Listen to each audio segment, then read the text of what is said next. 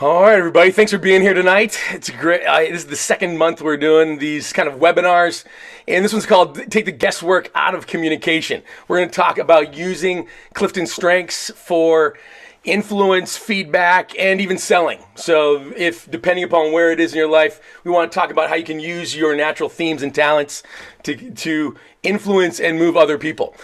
Katie Harry is my tag. She's kind of like master of ceremonies for me. So when we're finished, even if there's just a few of us, she and I will chat and we'll take any questions. For those of you that are online, if you know your Clifton Strengths themes, we'll take live impact questions like, hey, how do my themes impact how I communicate? We'll talk through that for you.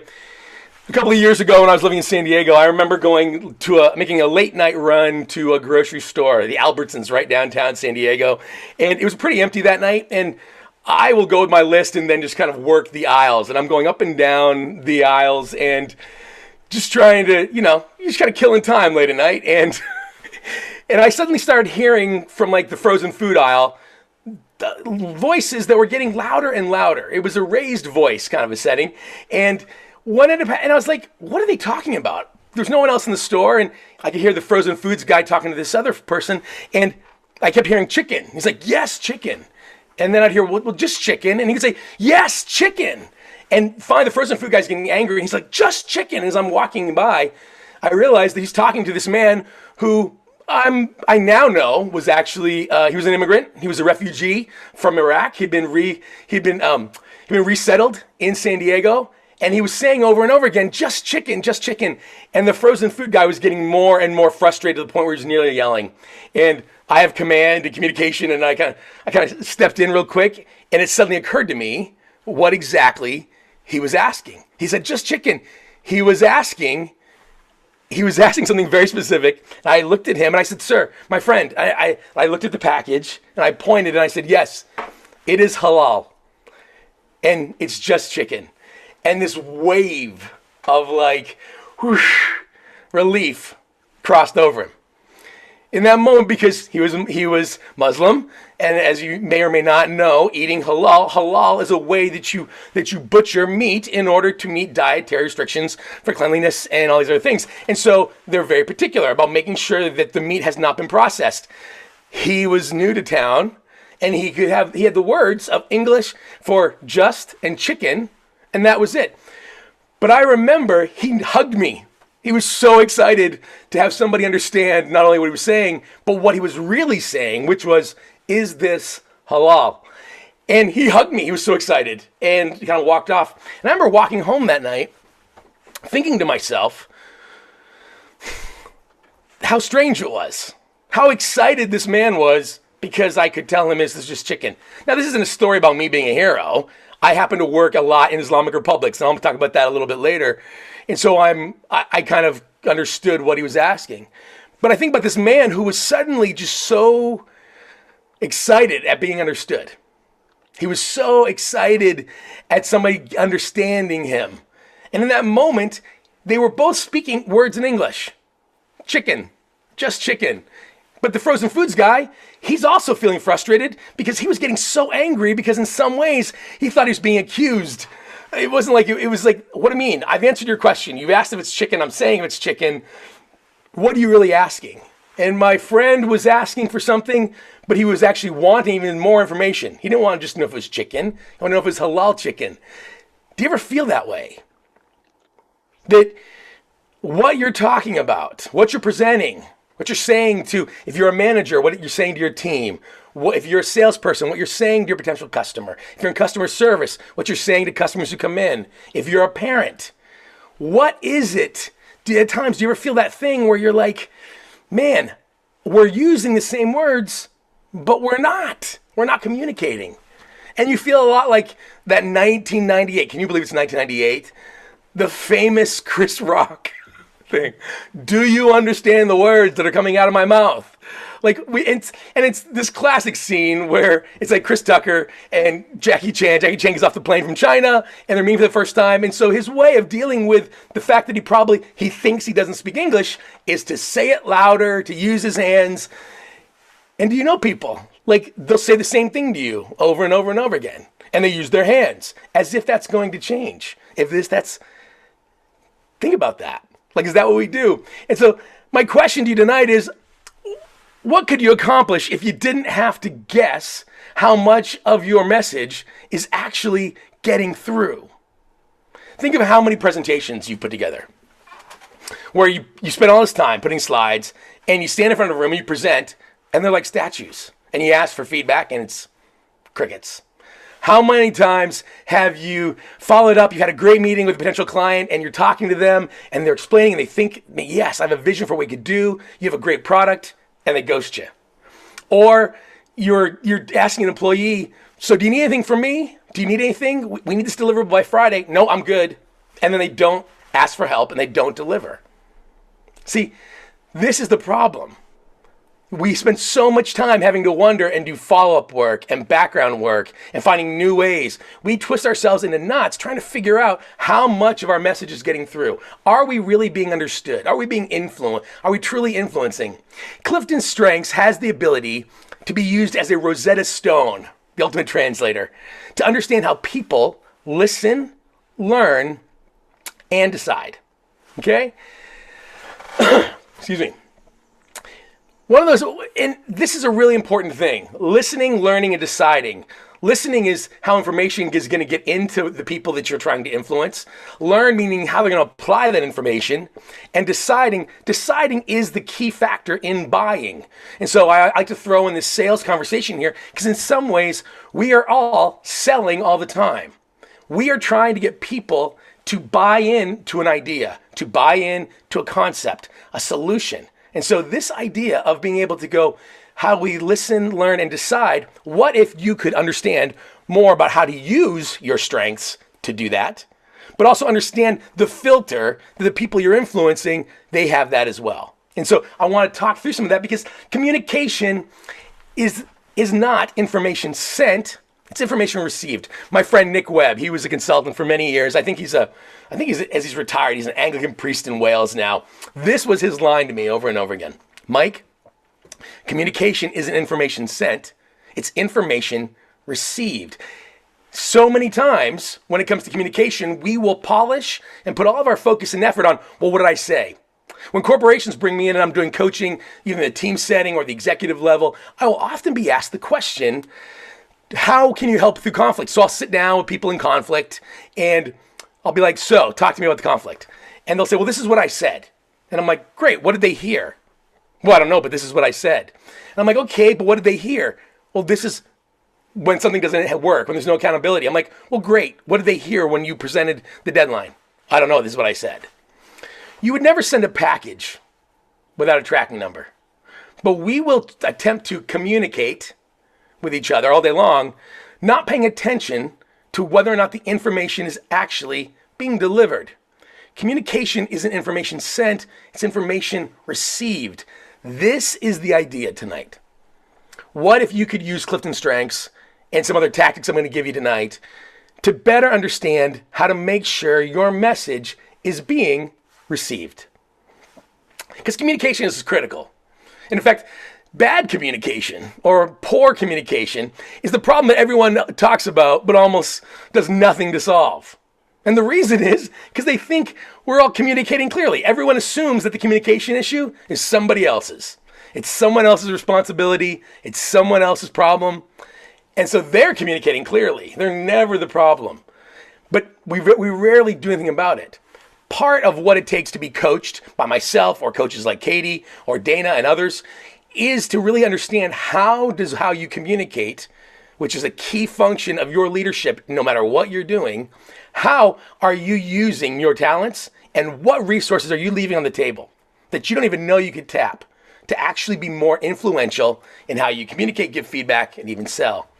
And let's be clear, poor communication is not just an annoyance. It's expensive.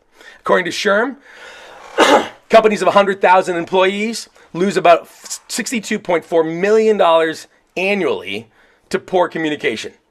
This is everything from missed opportunities to the cost of having to redo communication to communication tools that go unused. And if it's a company of 100 employees, they think that it's approximately $420,000 in lost revenue. And this can be, again, in expenses or lost opportunities. It's in these things. Think about how much time you have to spend circling back. How much time you wondered, did they really hear me? You give them a deadline for Friday. Did they really hear that we need that? You spend a lot of time thinking it's hard enough to come up with a strategy. It's hard enough to keep the resources going. If you're a founder, if you're someone, you need to get that investor to spend. You need the right team lead to manage their team well because you can't afford to hire more people. You shouldn't have to lay awake at night wondering if your message is getting through. You need to be able to know, this is how I'm going to effectively communicate. These are my strengths of communication and influence. And this is the filter I've got to get them past to lead this group of people, to lead other individuals. And so and this is important, right? This is important. We need to understand the reality of how we could use, again, Clifton Strengths as the tool. And I'm going to talk about what that means. They can unlock the door of how our teams and clients listen, learn, and decide. And why do we need that? Well, besides the whole idea of getting someone to buy into your idea, just in general, I had a coach one time who used to say to me all the time, Mike, a confused mind says no. A confused mind says no. How many times have you seen people who have terrific ideas and they're leading it to the team and they're saying, hey, this is great, and they're so excited. They didn't come up with an idea that's garbage. They really believe it's best. And the team, they listen, but because they don't internalize it, they say no. A confused mind says no. Think of little kids, right? They'll be so satisfied with their backyard toys, not realizing that they're actually passing up on a chance to go to a water park. Because the perspective on the world, they don't understand. Our job as people who are trying to influence and communicate, the burden is on us. I am trying to communicate with you. Communication is information sent, it's information received. And so my job is to get you to unconfuse your mind, how's that for a word, so you can get to a yes. But a lot of times people will just say no. And the problem isn't that you have the wrong solution. The problem isn't that you don't have the right idea. The problem is that you're confused. So your mind says no. And I should know about confused. Confused is something I do well. And we do these every month. And so I was telling last month, this idea that for me, I know what it's like to be lost. I know what it's like to feel confused. I know what it's like to feel like you're not expressing or influencing the world. When I was 29 years old, I was almost 6 years into a career at Hewlett Packard. And I was working for HP in San Diego, and I was an international contracts analyst. I was a legal negotiator, and I was living on Coronado Island in San Diego, a block from the beach, and I was commuting to Asia, and I was making more money than I ever had in my life, and I was miserable. I was a 350-pound insomniac who was exhausted and frustrated and knew that I needed something different for my life. But literally, people would say, like, what do you want? I'm like, I don't know. And I remember looking at jobs. In my book, I wrote a book called Extraordinary. The world sold you a map, but what you need is a compass. In that book, I talk about having basically an emotional breakdown as I pulled off the off-ramp to Bernardo Center Drive and caught a glimpse of my face in the mirror. And was thinking to myself, one, you look horrible, but two, like, who are you? Like, how is this your life? And realizing I wanted to change my life. And that moment started something for me of going, well, how do I change it? But I started looking for jobs anywhere and everywhere. And I picked through tons and tons of options. I applied to teach English in countries all over the world. I applied for everything from faith nonprofits to corporations to anything to try to change my life. But I was so confused that I didn't know how it was going to play out. I just kept saying no. And I came across Clifton Strengths at the time, and these are my themes. Clifton Strengths had just come out. It was early 2002, 2003. And I remember getting this list and being like, okay, communication, command, activator, positivity, woo. And I've talked before, we won't dive into this tonight, but I've talked before about how much I hated them originally. Because for me, I could draw a straight line to the things on my sheet of paper and all the things in my life that I thought I was trying to scoop out. But when I did finally realize, man, maybe I am good at communicating. Maybe it's okay to have an opinion with command. Maybe I can get things started. And it's all right to be optimistic and like people. Positivity, woo. I still didn't have a clue what that meant. I still didn't know what it was and how it could possibly influence me. how would these themes influence the decisions I would make about what I would do with my life? And then one night, some guys I knew from Minneapolis, Minnesota, were working with a foundation, the Lilly Foundation, to identify emerging leaders for nonprofits. And they were in town for a conference, and they knew that I had really taken to strengths. We were using it kind of on the side. I was at HP, but I was using it in our community organization I was working with. And one night over dinner, they were like, well, yeah, we're doing these programs, but we're thinking about doing more. And I just started listening. And I said, well, you could do this for schools and do this for nonprofits, and you could do in social entrepreneurship. And I started at dinner just listening and reflecting back to them and giving them like 10 different directions of strategy they could choose from over dinner for fun. And I remember being so buzzed and alive and saying, well, guys, this is great. Thanks for meeting up. And I remember one of the guys saying, man, it's too bad you don't live in Minneapolis. And I was like, why? He's like, man, we could sure use the help.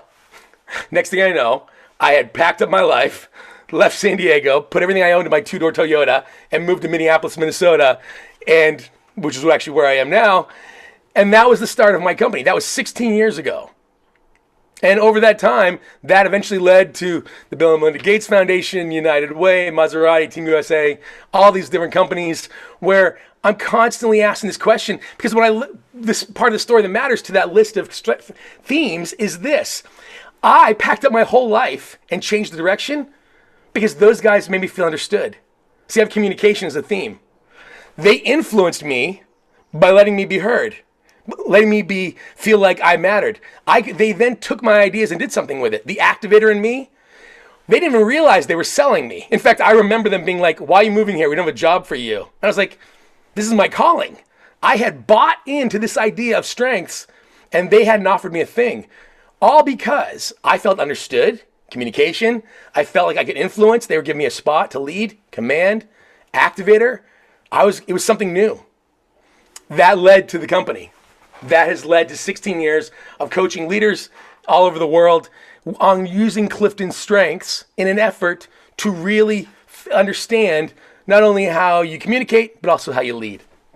And just to kind of give a bigger frame of reference, then came the challenge of could this translate into understanding how we communicate and influence around the world? And so some projects that end up, this is me looking extremely tired, doing some work in Afghanistan for Turquoise Mountain, a great organization that does artisan education and high-end jewelry. It's a project of Prince Charles, which also led to the Afghan Ministry of the Interior doing leadership development for the deputy minister's security, governance, and justice, which eventually ended up leading me to Nigeria and a whole football project and program.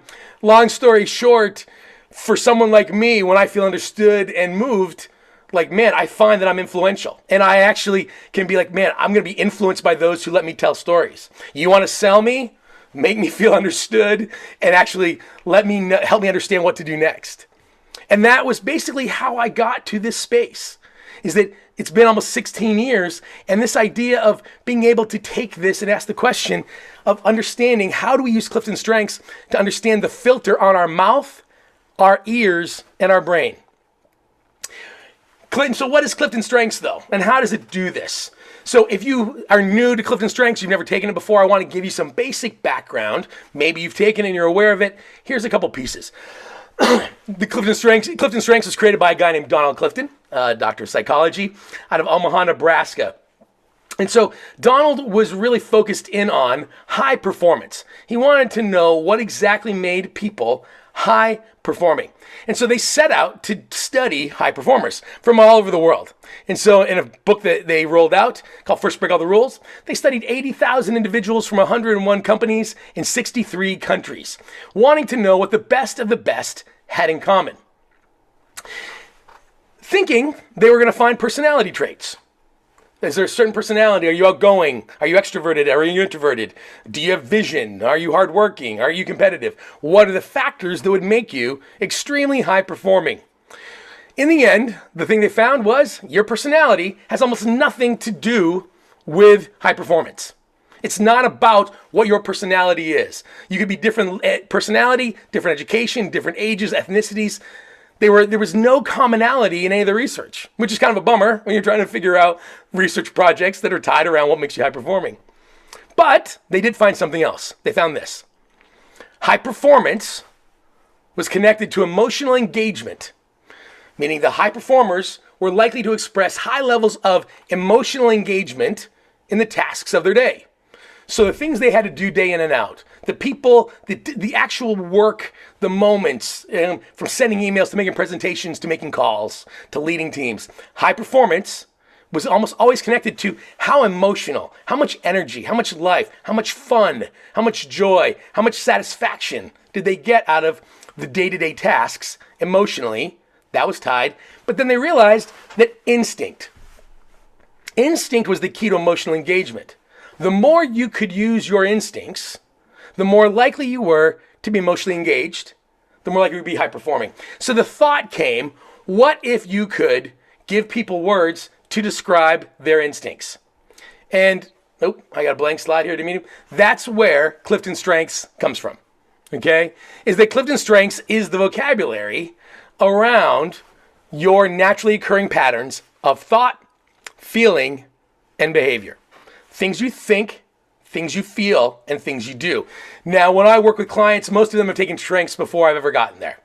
Like so many other things, it's like DISC, Berkman, Predictive Index you can tell the Predictive Index has a new investor.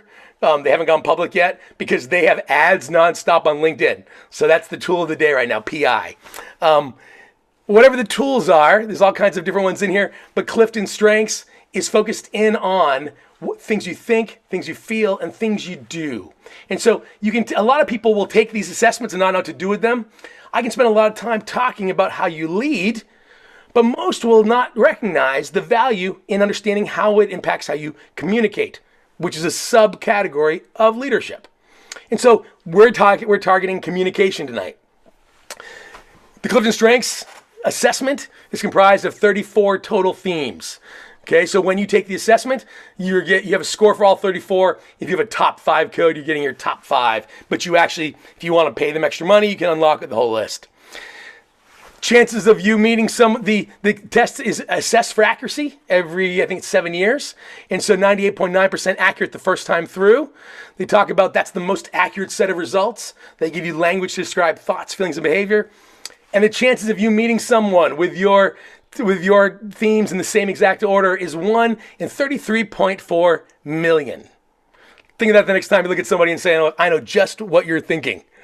So Clifton Strengths, this is a little background of the tool. It's meant to give you, there's 177 pairs. It's meant to get your brain to instinctively respond to express patterns of thought, feeling, and behavior. Now, when you cluster these small talents together, we call them themes. It's called strengths, because that's a much sexier name, but these are actually themes of talent. They're little bites of thought, feeling, and behavior.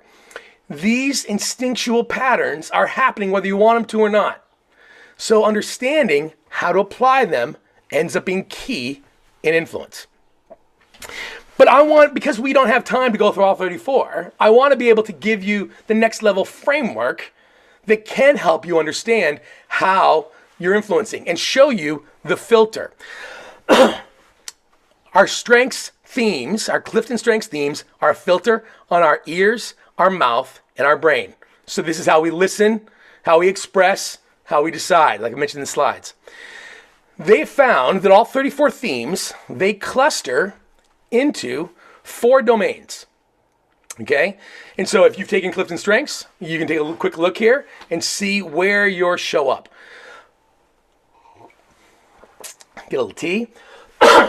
What you'll find as you go through this is that they are grouped by statistic. It wasn't like Gallup decided this is how they group together. These were likely to occur together.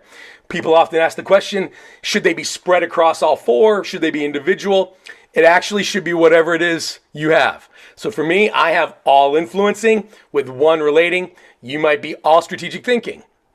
So the 4 domains, I want to give you a high level, and then I'm actually going to break out each one by one. And for those of you who want this, just so you know, I will gladly share the slide deck when I'm done. I got no problem. Gallup's information, I've just put into a deck some of this. Happy to share this with you. But the 4 domains are executing, influencing, relating, Strategic thinking. Executing as a domain, as a group. People with executing themes. They like to get things done. They like to measure. They like to pile it up. They like to make sure that it has deadlines. They like being able to naturally know, hey, when is it finished? What's going on? What's happening here? And so to be able to pile it up at the end of the day, cross it off. They love to make lists. A lot of times they feel like they start every day at zero. It doesn't matter how much work they accomplished the day before. They listen to people and think, oh, it's going to take longer than you think it is. Executing likes to measure, they like to accomplish, and they like to get things done. So think of that as a filter on people's ears. When you're talking to them, they're listening for, if they have executing themes, they're going, I wonder how much work it's going to take. When do they need this done by? What favor are they asking me for? Man, I've got so much more to do. It's a filter on their ears. So while you're saying all these nice words and you're flattering them and telling them, they're listening for, oh, he said Tuesday. Oh, she said by this. They're listening for executing cues. Once they hear it, the information goes in their head. But they're filtering everything else out. That's why when they express, they will often talk in terms of timelines. If you have executing themes, have you ever had someone that's describing their emotional moment in their morning and you're thinking to yourself, I wish they would tell me what it is they want from me right now. What do they want me to do about this? That's because your brain is looking to decide based on action you're executing. So 4 domains. First domain is executing. Accomplishment, measurement, work. Second domain is influencing. Influencing themes are the rarest themes in the world. People with influencing themes, they want to, these people who are often in sales, they want to influence you. They want to move you. They want to take you from someplace to somewhere else. So they naturally sell, okay? They're naturally selling and moving and kind of pushing the boundaries always. And so for them, they're thinking about the future. They're thinking about momentum. They want to help if they believe there's long-term possibilities. And so they get very excited about standards. They're all about motivation. They'll pitch the future. They don't necessarily like to look back. Totally depends upon their themes though.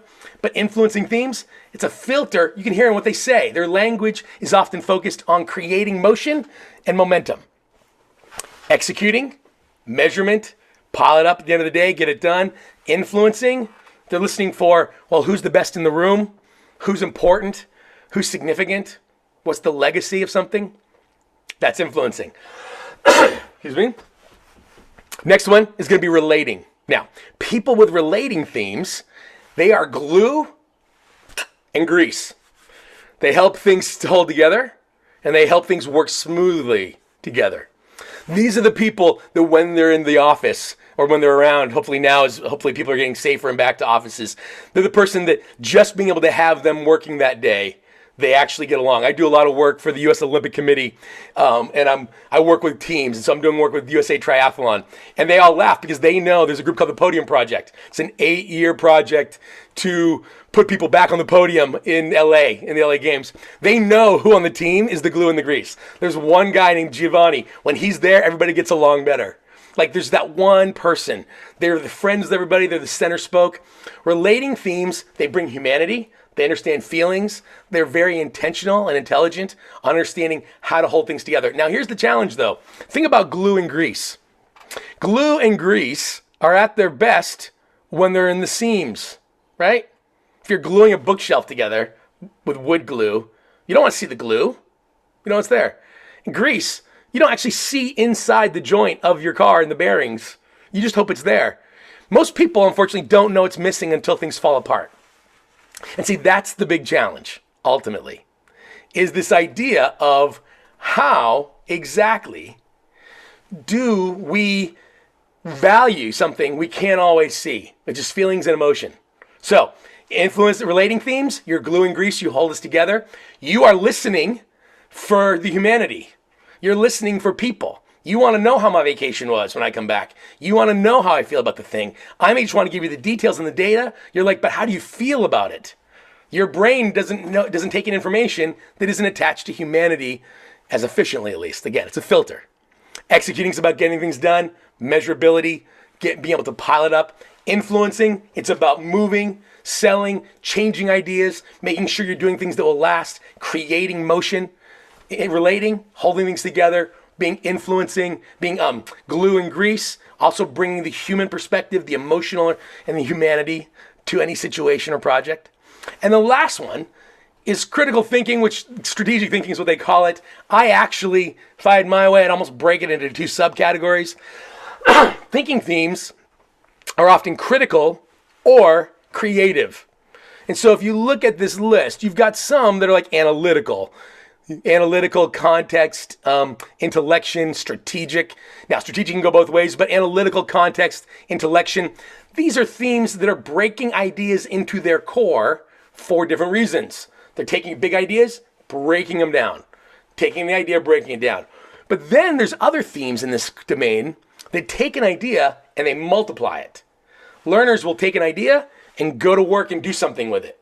Ideation takes one idea, spins it into a constellation of others. Futuristic takes a present idea, spins it into the future. Context goes in the past. So when it comes to strategic thinking, one of the key elements is time. It actually requires time to think. Thinking is a process. Often people with influencing themes are trying to move and push and get things in the moment. Thinkers are going to want to spend time. They're going to want to be intentional. They're going to want to research. And in fact, I talk about the filter on their mouth. Well, strategic thinking, they almost have a lockbox on their mouth because they actually don't express unless absolutely needed or being asked to. Now, usually, especially with critical themes, if you have strategic ideation learner, you may find to express more and faster. But for the critical thinking, you're more likely to be pausing. You're more likely to engage completely differently. And so, wanting to actually kind of proofread these kind of pieces together. And so, when it comes to these domains, executing, measurement, getting things done, influencing, being able to understand how to make things move, how to kind of move people on to the new idea. Relating is going to be glue and grease, holding things together. Strategic thinking is going to be critical and creative. So what I want to do right now is this is the critical information. Think of it. When it comes, a confused mind says no, right?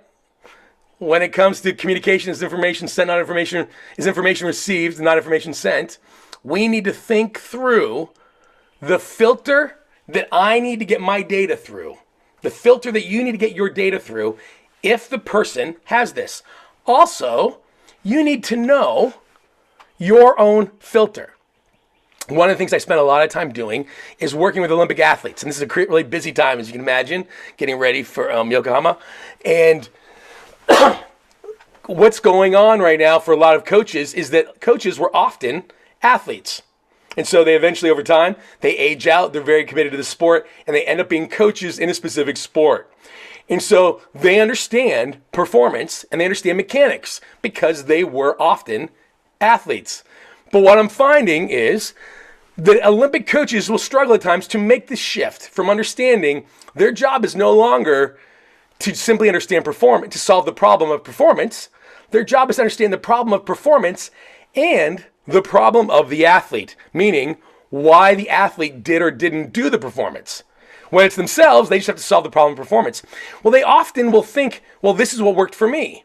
So they will offer to people the tactics that work for them. And so a lot of the work they talk about is, yeah, Mike, the mindset shift from just because it worked for me doesn't work for them.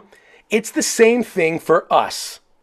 We will think often about how we will just do what we do naturally with no thought of the filter that we are using to express. No thought of the filter of how it's coming out.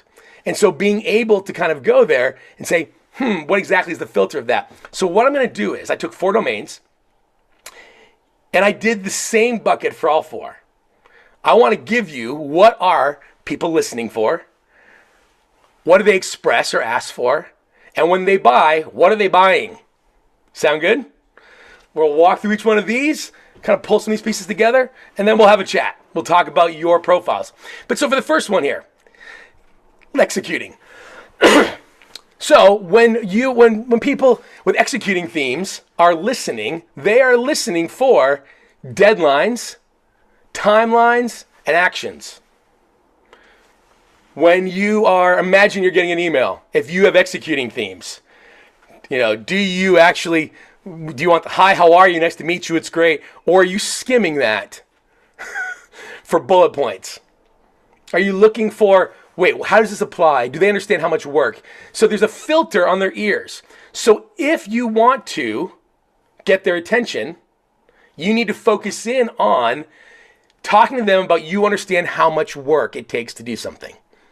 Talk to them about the timelines. Show the awareness of it, even if it's not natural for you. This is kind of crazy, but I had a client years ago who was a major nonprofit, really big, who asked me I was a coach for their staff, and I was asked to sit in on a fundraising campaign was getting ready to kick off, and it's an annual fundraising campaign, and it was being asked to kick off. It was a big kickoff meeting with a bunch of donors, but specifically the chair of this campaign was the CEO at the time, he was the CEO of Ferrari. He's not alive anymore, but the CEO of Ferrari and bigwigs, okay? And this guy, the CEO, was very committed to the cause of this nonprofit. And as a coaching consultant, they were like, listen, we need to communicate clearly, not only about the importance of this campaign, but Mike, we need to actually get an extra, I won't even say how much money out of this. Can you come to the meeting and sit and listen and help us figure out how to get this person, figure out what their objections would be to make sure that we're communicating well with them as to why we needed this extra sum of money to be raised through donations. Got there, listened to the meeting, and they all thought I was a donor. I was just tagging along. I was invisible. And then I was like, okay, well, as I'm listening and I'm kind of walking in meetings, I realized that it wasn't the CEO who was going to be running the campaign. He was the face and the chair and the passion. It was actually his number two. And so they're like, well, we know who the CEO is. We don't know him as much. And I said, okay, real quick, tell me, what were the conversations all about? When you were in the car from the airport to the venue, they were in a limo together. I said, what did he talk about? He talked about all of his deadlines. He talked about his kids' games. He talked about making sure he had enough time to get back for Little League practice. He talked very specifically about how proud he was that they got something in on a timeline. You can hear everything, right? He was talking very specifically about things that were delivered, things that were important, and core things like family and very specific deliverables. And I said, listen, start by telling him how much work you know he's going to be asked to do and how you'll do whatever you can to support the structure of what it would take to raise this extra amount of money. And then tell him the amount of money you're trying to raise. You're starting with that. They got the extra, a significant amount. So it was a matter of, instead of them going, well, here's the amount of money we need, here's the pitch, it was, we know already how much you're doing. We know already all these deliverables you hit for us. And then we're going to help you in the deliverable. When executing, they express decisions, measures, results, things they feel like are very solid, especially if they have belief. When it comes to buying, they're buying results. If they don't want to buy your program, they don't want to buy these ideas and warm fuzzies. They're not buying marketability. They're buying things that help them get things done. They buy things that will aid their autonomy. Executing themes hate being micromanaged. And they're buying measurability. It's got to be able to be piled up because that's proof to them. If you have executing themes, do these sound like you? And to your question, yes, by the way, I am going to share these slides. So for those of you, if you shoot me an email, I'll happy to share the slides with you so you can have these when we're done. Because these actually don't exist anywhere. I created them just for today. Second, influencing themes. Now, people with influencing themes, they are listening for something very different, actually. When it comes to them, they're listening for impact, future, significance. They really want to understand, what's the long term? Like, how are we going to move this? Like, what exactly is it? Like, is this going to matter? Is it going to really be valuable? Will the world think? Will we win recognized trophies? And so they're naturally thinking of the impact, the future, the significance. And so what's funny is, if you have people in your life who have significance themes, and one of the things they do, the good news is they're all about legacy. The bad news is they're often about their legacy. So we need to be healthy in this. And so they're often on their own track. Self-assurance, significance, command, things I have. I understand this. I tell people, you should assume that I don't pick up, actually I do a little bit more because I have positivity and other themes. But if you have those themes, you can at times be almost colorblind to other people and other ideas. Now, if you're working, especially with people who have relational themes, they live in a constant awareness of each other. So putting something near somebody, like, oh, that's an idea, that's interesting, I'll pick it up. Influencing themes don't function that way. For them, they're listening for, where's my legacy? Where's my future? So if you want to get them on board with your idea, use the following phrase. Remember how you said you wanted, ... Anything you're saying there, remember how you said you wanted, that's the phrase. And then fill it in. Because suddenly I'm going, oh, your idea is connected to my idea. It's going to help me achieve it. Now, it makes it sound like influencing themes are all selfish. They're not, actually. In fact, they love being helpers. And so when they express, they want to say, well, what are your expectations? Like, what do you really want out of this? They always push standards. When they express, they push for more. They motion and momentum. Come on, we can do this. Let's go. And also understanding. They like to map it out. Let's tell the story. Once upon a time, there was a small team that believed in doing good, and they overcame obstacles and got big development money, and they found a product that solved greenhouse gases, and we all lived happily ever after. There's a narrative to them, and they believe that story matters. You're going to find that a lot. So at times, if you're trying to get them on board, and you want to say, well, this is a great idea, it's going to work. Work for what? If you want to get influencing themes moving, or you want them as part of your team, understand how they understand the story. When they select your product or your program, they are buying legacy. Will it help them make a lasting impact? Accomplishment, meaning not just finish. They don't want lack of failure. They want success. Recognition. Is it something that others will say, that is a good result? There's an external view of things. People with influencing themes, especially if they're really strong, they believe someday there'll be parades in their honor where children will dance around their statue with ribbons and throw flowers. When used properly, that can change the world because it mobilizes people for the right cause. Executing, it's about measurability, getting things done. They buy results. They like to work autonomously.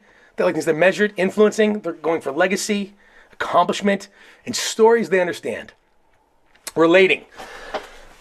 Now, people with relating themes, they're listening for emotion, they're listening for people, they're listening for awareness. When you talk, just so you know, if you ignore and run over people, don't ask opinion, don't value how tired your team is, what the emotional state is of your team, they are very aware of that. And you start to get an understanding about how to actually show that you're listening. Because if they think you're not listening, that's a big deal. In fact, there's a great book called Strengths-Based Selling, and I'm going to give one little slide about it. But there's a great book called Strengths-Based Selling that Gallup did research specifically around sales. And one of the things they talked about was that they found in some of the highest performing sales people, there were combination of different themes. And one of them ends up being a really strong anchor in relating. Why? Because people who sell well are people who truly understand the client's problem and make the client feel understood. Like that's a key element. You have to have other stuff as well, but there's something about the relational themes. Now, people with empathy, they actually would be like, oh, I hate to sell. Oh, I feel bad. I don't have to ask for money. That's totally true. Some of you may not. So it totally depends on your theme mix. But naturally relating, you're listening for emotion, people, awareness. When they express, they feelings, understanding, uniqueness. Ultimately, when it comes, I think I talked about this in our last webinar, when it comes to task lists, people who have a lot of relational themes. One of my colleagues, Angela Robles, Angela and I, we're on a project right now working with the Baltimore Orioles, and Angela, I don't know how she does this, but she'll take all of our sessions, transcribe them, and turn them into these documents, and she's all relational themes. And I was like, how do you get so much executing done when you were like positivity and all those other things and connectedness, she's like, I put a person's face in my phone on my task list for my calendar. Because seeing a human being impacted by the deadline that represents suddenly makes the work matter. If it's work that isn't, so they are expressing feelings. They're expressing people being unique, that they're not everyone's the same. When it comes to things they buy, they'll buy your idea if you express it in community. They're going to buy your idea if you allow expression. And here's something interesting. They buy ideas that create relational safety. A buzzword right now is psychological safety. Relating themes, if you can offer them solutions and opportunities for psychological safety, they're likely to buy into that. Okay? That's relating. And then with the last one, and kind of bring it back for some questions. Last one is strategic thinking. People with strategic thinking themes are looking for data, sources, and core concepts. And so when I'm talking, for example, in a room, I'll be talking about Gallup and all, like 98.9% accurate is something I said on a slide. If you have analytical as a strengths theme, one of your core ideas is who says? Where did 98.9% come from? So I will often have to give the sources of the data. Analytical wants to know where the data comes from. A number of years ago, I was working with a professional football team, and it was during draft season. So the team at the time, the front office, is working to figure out who they're going to draft. And this particular NFL team had kind of a rough season, to the point where the owners, it's owned by a very old family. One of the players very famously showed bad behavior a couple different times. Throughout the whole previous season, there were stories of how this player was taking cheap shots and was just very caustic.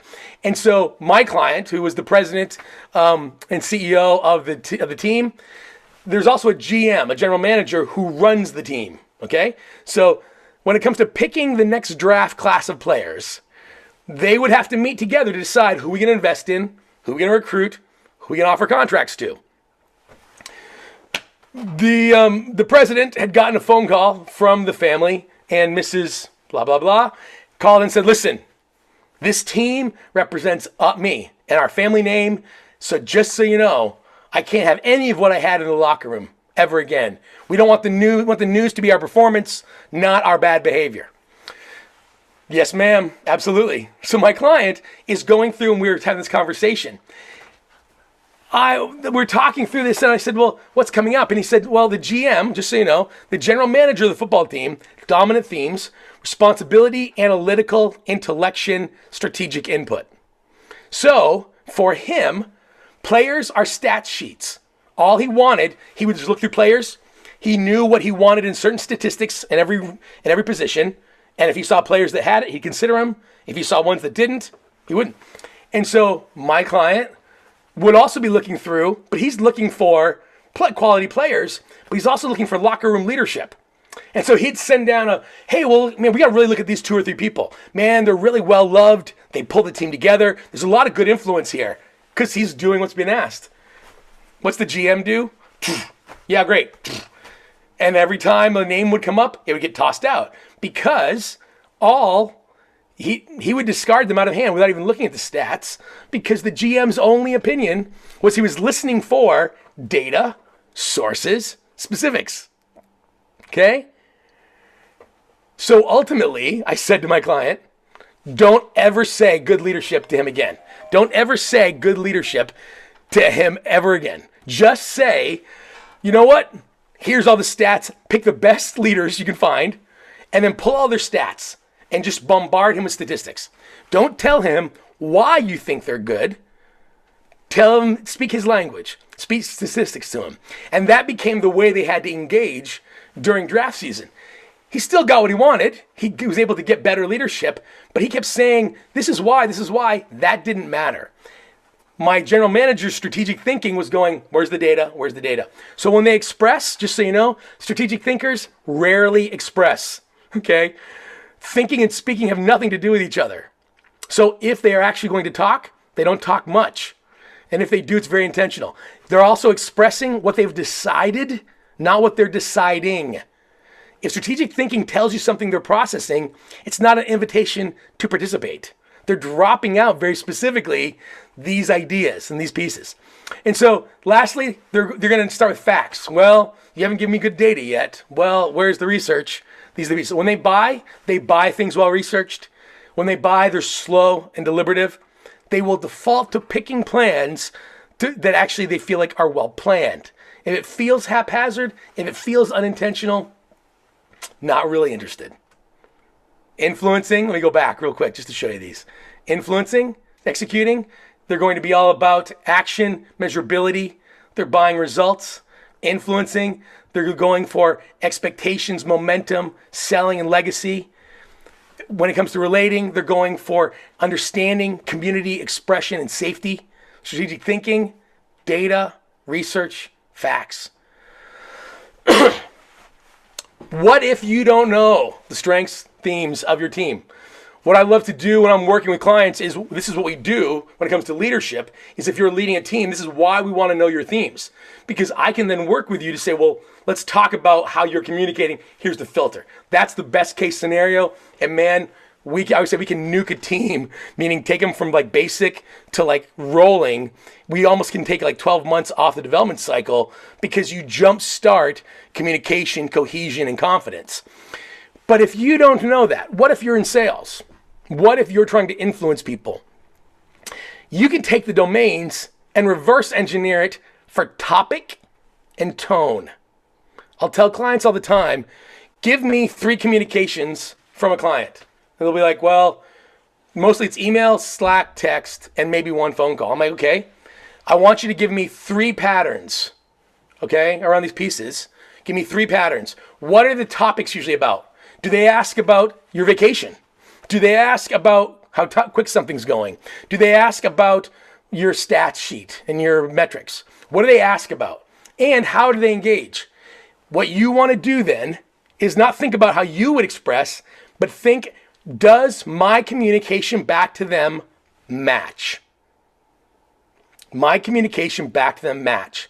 Am I giving them the whole story and they don't want it? They send bullets? Am I writing emails when they text? You want to match their filter, because just so you know, how they're expressing is also how they're listening. To get past that, you actually, here's the key piece. If you want to be great at communicating, listen. If you would just consider, who am I communicating with? Who am I communicating with? That's key. Listen and basically mirror it back the same way. And so you've got to know what is the areas that you're going to be bulletproof on. So let's imagine you're influencing. Some of you are going to have different influencing abilities. And so last couple beats, and then we'll dive into some of these questions. In that book, one of the big takeaways for me in the strengths-based selling book was that they were like, anybody can sell. Some sell better than others, but anybody can sell. And so the first piece is you've got to know how you sell best. If you're selling, and again, maybe you're leading a team and you're thinking about that instead of sales. When it comes to, you need to know your strengths, meaning you need to know your communication filter. And so you need to understand that. So if you are dominant in 1 or 2 domains, strategic thinking and executing, you'll be at your best in making, in keeping the promises to the client. And so you can sell that. If that's your hook to differentiate yourself in a marketplace, you'll be bulletproof every single time you get asked about deliverables and problem solving. Just so you know, an interview is you selling. So if you're thinking about changing jobs, interviewing for new careers, trying to change levels at your company, I would say look at your domains and work your resume and your comments in your interview to get them to ask about things that fall into those domains. Because when you extrapolate and kind of elaborate on that, you're going to be bulletproof. You're going to be really able to engage. You need to know your strengths. But here's the other thing. If you're talking about sales and or leadership and management, you need to know what system you need. What system do you need? So for example, I am almost all influencing themes. So I'm really good live. I'm good in person. I'm able to kind of engage. I can win people over, not afraid in some of those other pieces. What actually happens for me, though, is I need follow-up systems. So I need tracking systems that'll remind me and keep me on track, because I will get distracted. My activator, when it comes to everything from follow-up and capture, the minute a moment is passed, if you're influencing, moments behind you are behind you. So you don't document, you don't capture. If you are more thinking, you need to make sure you're having notes and systems to organize, and you need a lead system. If you're going to try to influence, what kind of system? When it comes to management, you need a system too. If you are executing, for example, in that domain, you need to be doing one-on-ones with your team. One-on-ones has to be on your to-do list. One-on-one has to be on your to-do list. Checklists, organized, CRMs, project management software like Asana. Know your strengths. Know how your strengths impact the system you need to do that. Last one is know how you expand. Now, which in sales is expanding and gaining new clients. In leadership, it's actually growing your staff. Know how you grow is kind of this thing. Some are hunters, some are farmers. You need to be in a place that wants the type of growth you do. If you're a hunter, you're going to go out, be self-directed, self-guided, go find something, overcome an obstacle, bring the kill back so we can all eat. If you're a farmer, you're going to be more methodical, more intentional, and more patient, more long-term growing. Do you know which you are? Because if you're in an environment that wants a hunter, but you're actually a grower, you may feel like, man, I'm not being great at sales, but actually you're just in a wrong fit. And so you don't have to become something different. You've got to figure out, can I grow things quicker? If that's what the case. Or, you know what? I can't afford to have hunters. I need to be able to grow my own talent and ability. Know your strengths. Know your system. Know how you grow. What could you accomplish if you didn't have to guess how much of your message is getting through? Clifton Strengths can take out the guesswork of how your team listens, learns, and decides. I always say, are you ready to stop guessing? I like the thought of having more specific details and data.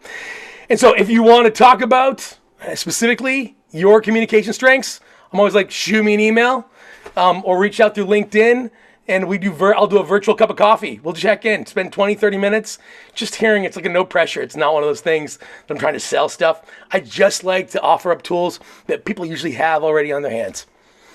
Thanks so much for being here, you guys. This is kind of fun. I'm going to stop this, share, and Katie, we've got a few questions. We're a small crew, but I kind of like that because we can kind of go different ways. What are we hearing out there? Yeah, there's some good stuff. I'll shoot you the first question that came in a little bit ago when you were talking about domains.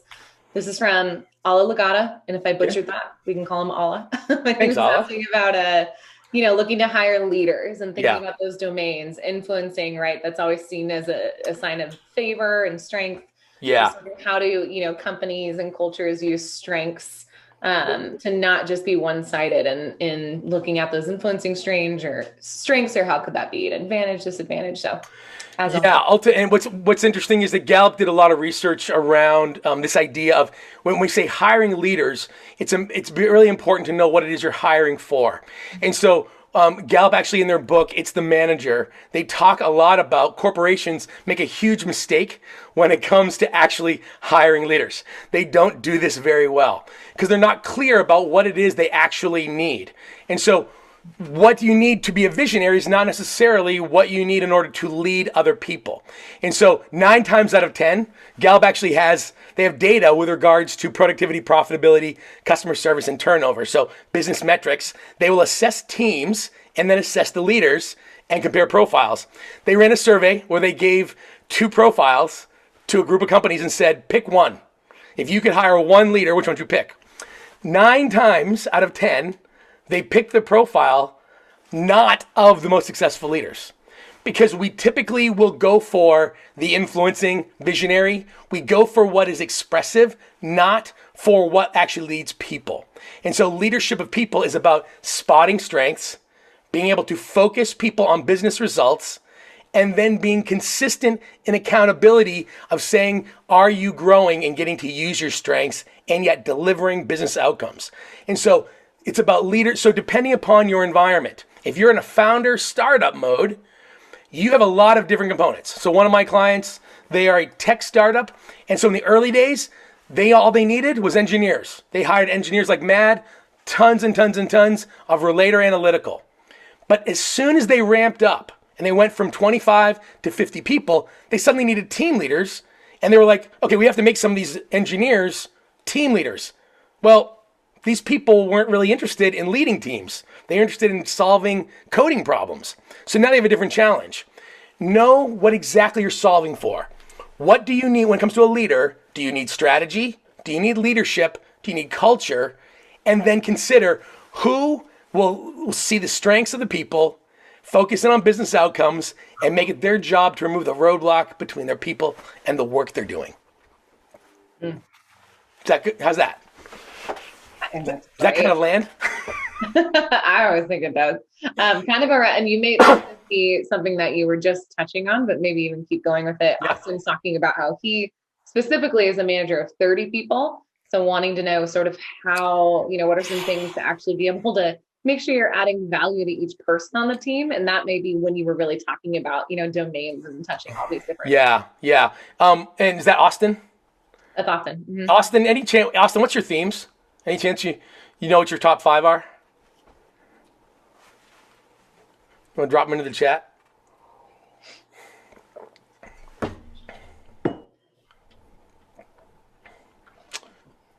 He's out there somewhere. Yeah, and that'd be good to hear too, because his other question was about, how he can be seen as a good candidate in hiring and management. So totally.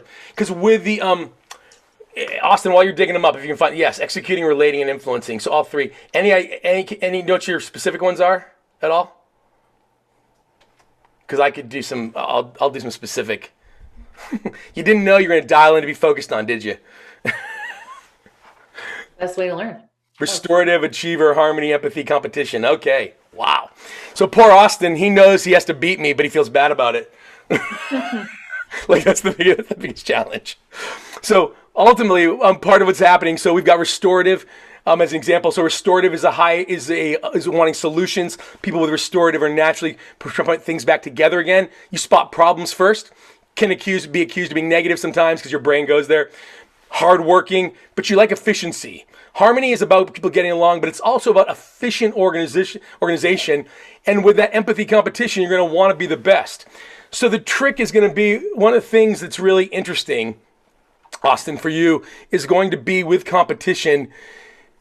Competition's not about winning, it's about comparison. So you're going to do best when you know how you compare to others in a similar role. But here's the thing, if you have an unhealthy benchmark, you're going to win. So pick your benchmarks really carefully. When it comes to leading a team of 30, I'm going to want you to have clusters, smaller groups. 30's direct reports is a lot. So anything you can do to influence them in pods or groups, being really, really clear about how you hear them. Also, don't talk yourself out of what you see. Restorative will often see problems before they happen, but they may wait to go, I don't know if it's going to come out that way. So you're going to need to know that in new settings and new environments, again, competition likes to know the rules of the game. If it's a game you've never played before, meaning you're changing roles, you're changing divisions of the company, a whole new setting, it may be like new rules and you may feel like, man, I don't know what I'm doing just yet.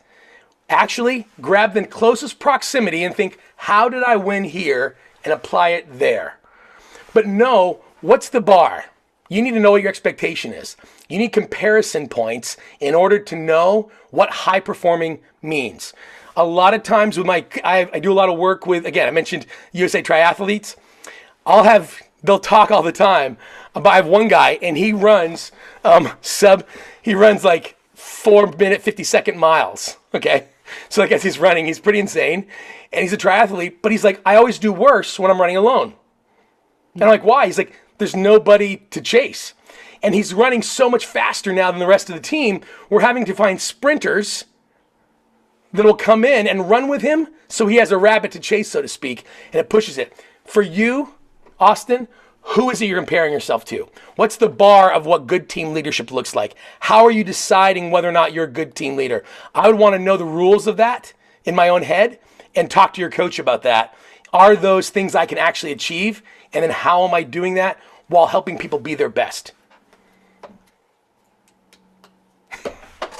So, thoughts there. Does that resonate at all, Austin, as you're out there? Dana hopefully is listening in and taking notes too. It's great. Hey, was there any other questions out there, Katie? Yeah, not that I saw specifically. Yeah. But there's just good questions even about, when you're looking at that domain, sort of how are you connecting with everyone, right? Who has all these different strengths, especially when you're someone like Austin who manages 30 people with different, combinations and themes. And so those are some good. Dana's taking lots of notes.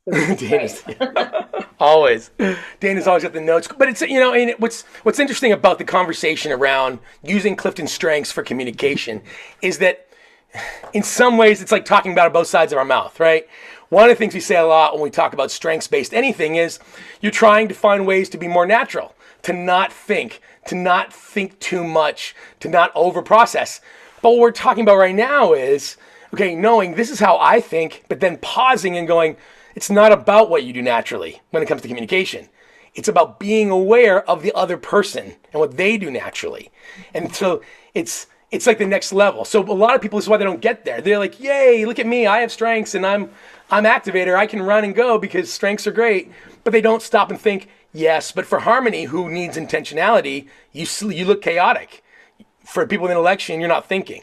And so it's interesting. It's the next level of going, yes, be natural to know yourself and how you apply your strengths, but then listen for other strengths.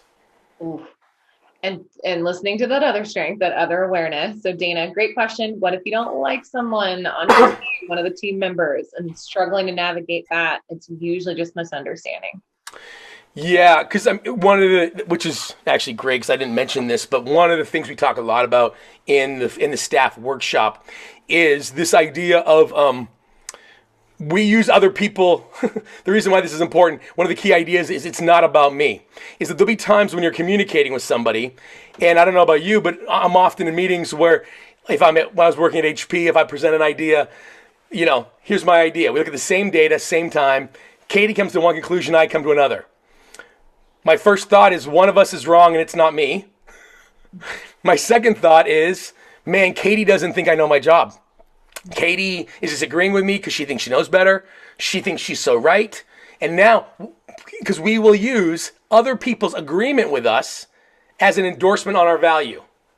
If they agree with us and they decide the same thing, they sound like us, they pick like us, they act like us, surely they approve of us.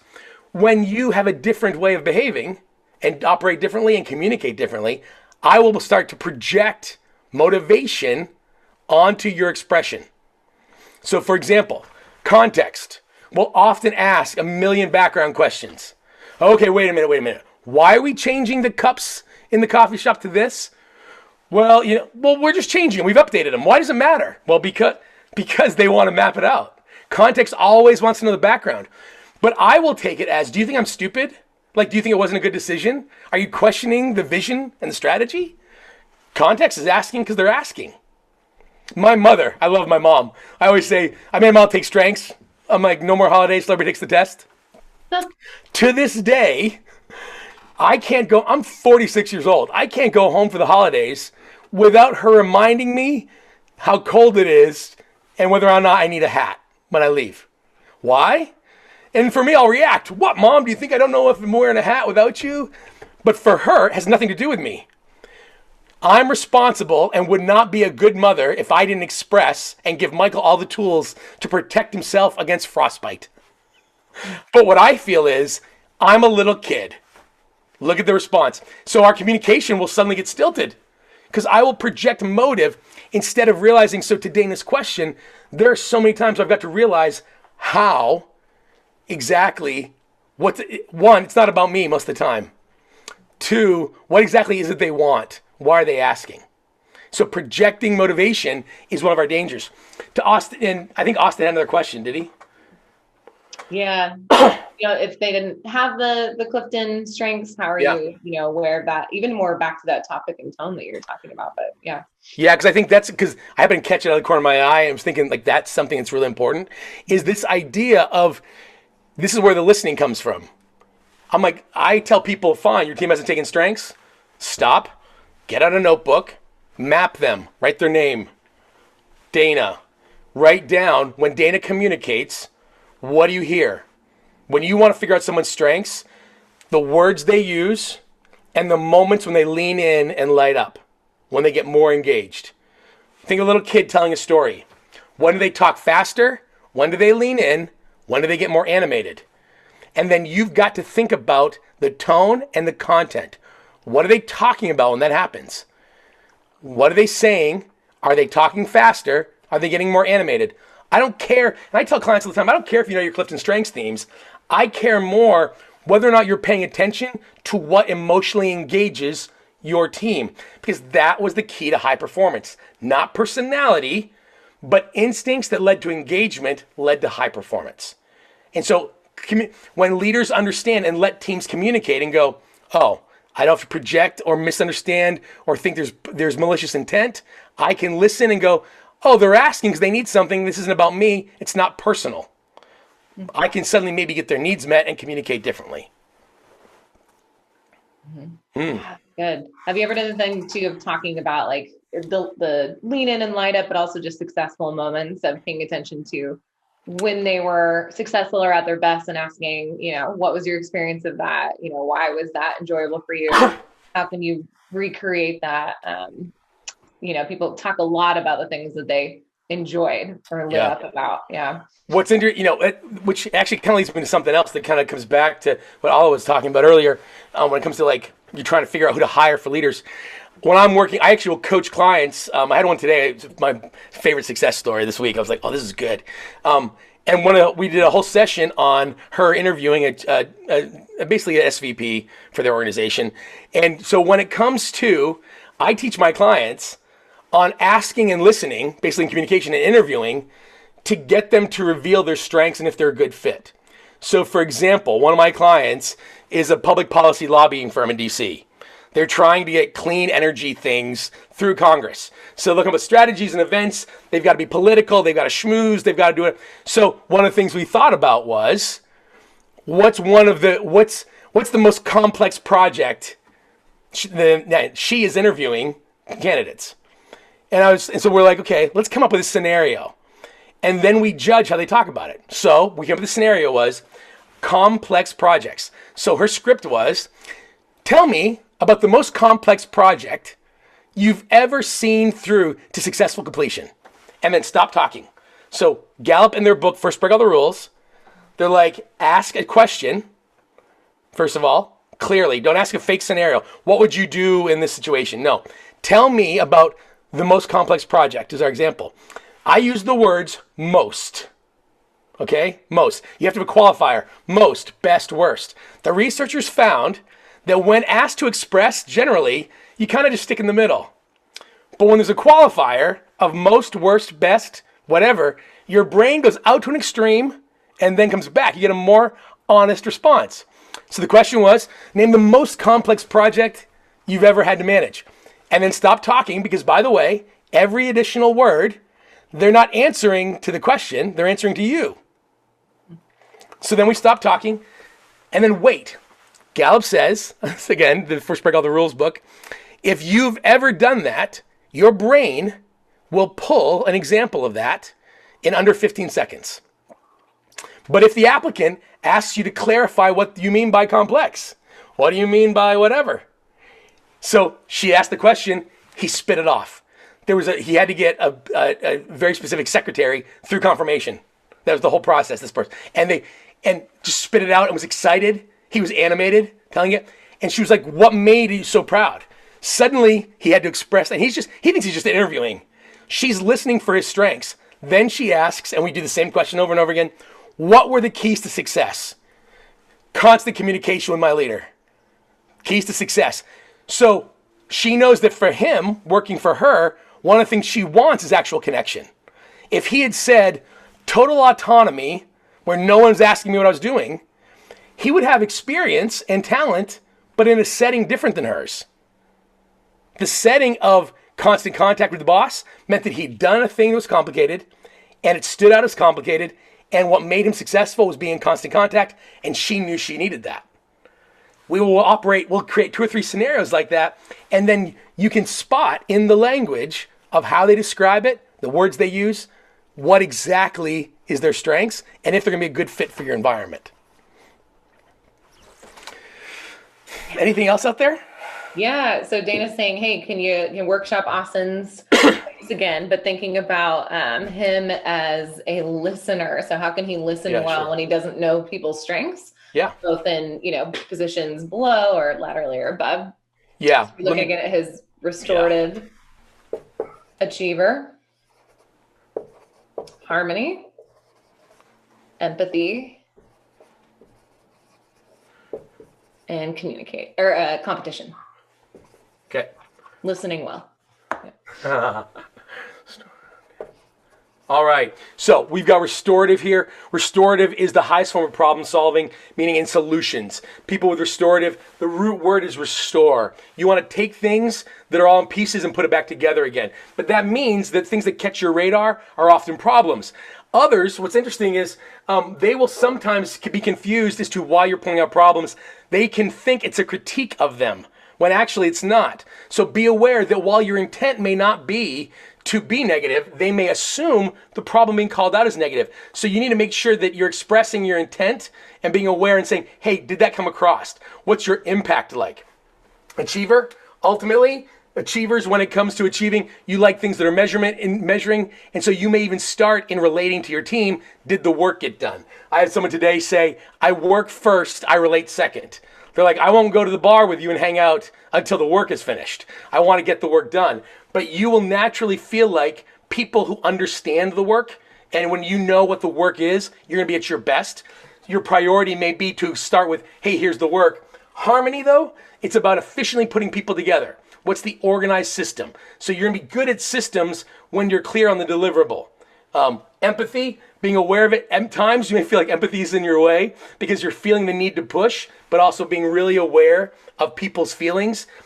Be aware, this is actually brilliant. This makes you incredibly influential if you cannot be driven too much by the problems you're solving. Your ability to know how does the team feel is a lot like knowing how much gas is in the engine, what's the gas temperature, what's the engine temperature. Most people will get focused in on, did I get work done, did I not? What's really interesting is every boat has a wake, and every wake has 2 sides. Our lives and our leadership is like the wake of a boat. There's what you accomplish on one side, and there are how people are impacted on the other. With empathy and harmony, Austin, you have real potential to not just solve and deliver exceptionally well, but to do it while people are excited and feel understood. There'll be times under pressure and stress you may default to your list and go, yeah, I don't want to think about the other. Just so you know, there's a huge piece in knowing, wait a minute, how can I connect, making sure people feel understood to get work done? And so kind of understand that. When it comes to communication, connect the work you're doing to the human beings you're serving. You want to rally your team, rally them to the cause of your customer. Rally them to the cause of the other teammates. Anything you can do to build community, hugely impactful if you can step into that. Don't know if that resonates or not, but off the top, that's we did a lot of these one-on-ones last time, so if that helps at all, Austin. Katie, did I leave anything out? We've talked about communication a couple times in the work we've done. Anything that I haven't put out there, you think, comes to mind? Man, I don't think so. You're getting total praise from Austin. I think you nailed that. A bit of it. Isn't that fun to sort of look at the themes just from one specific idea, like listening well or leading or communicating? Yeah. But no, I don't think so. I think especially with your audience, your things are landing really well. Yeah. That's good. Because I think this is part of, and even think about, I'll kind of wrap with this for you guys, and we'll kind of go.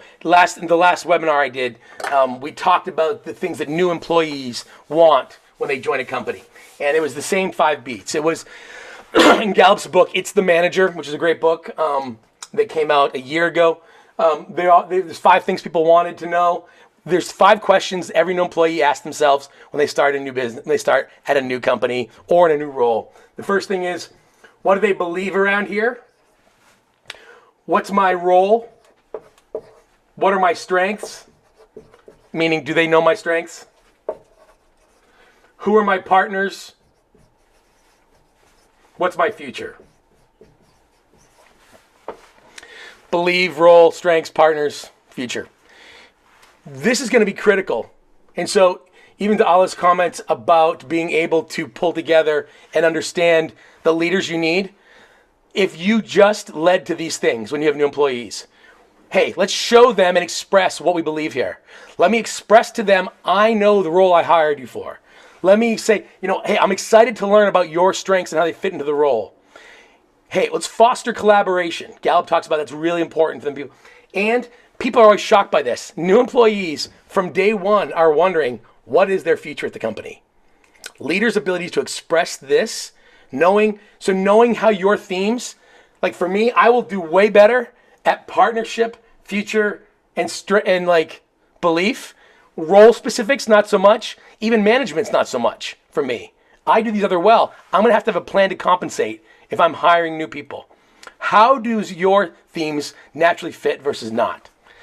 If you would like to talk about your profile, again, I'll put up the slide. And for those of you watching along at home, I'm going to share this real quick. This is my email. I would love the chance to have what I call a virtual cup of coffee with you. 20, 30 minutes, a good cup.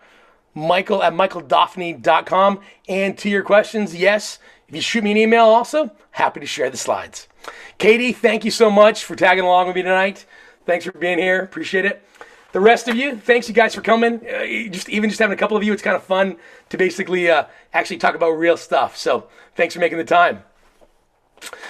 Have a great night.